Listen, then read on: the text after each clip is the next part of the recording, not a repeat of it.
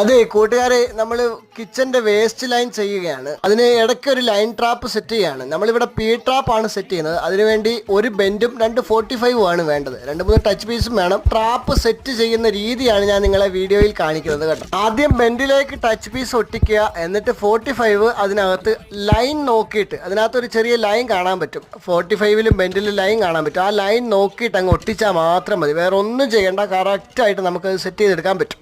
ആദ്യത്തെ 45 നമ്മൾ ഒട്ടിച്ചു കഴിഞ്ഞു. ഇനി രണ്ടാമത്തെ 45 ഒട്ടിക്കുന്നതിന് മുമ്പായിട്ട് തറ വെച്ച് ലെവല് ചെയ്ത് നോക്കണം കേട്ടോ. ചെറിയതായിട്ടൊന്ന് വ്യത്യാസം ഉണ്ടായി കഴിഞ്ഞാൽ ബുദ്ധിമുട്ടുണ്ടാവും. കറക്റ്റ് ലെവലായിരിക്കണം എപ്പോഴും. അടുത്തത് നമ്മൾ ഒട്ടിച്ച് അടുത്ത ടച്ച് പീസ് എടുത്ത് ഇനി അടുത്ത 45 കറക്റ്റ് ലൈൻ നോക്കിയിട്ട് വേണം ഒട്ടിക്കാൻ കേട്ടോ. അതിനകത്തൊരു വരയുണ്ട്. ആ വര കണ്ട് കറക്റ്റ് നമ്മൾ ഒട്ടിച്ച് കഴിഞ്ഞാൽ നമുക്ക് വേണ്ട അടിപൊളിയായിട്ട് ട്രാപ്പായി കേട്ടോ. ഈ ട്രാപ്പിൽ എന്തെങ്കിലും ബ്ലോക്ക് ഉണ്ടായി കഴിഞ്ഞാൽ നമ്മളത് ഓപ്പൺ ചെയ്ത് നോക്കാൻ വേണ്ടി അടുത്ത് വൈ ഇട്ടിട്ടുണ്ട് കേട്ടോ.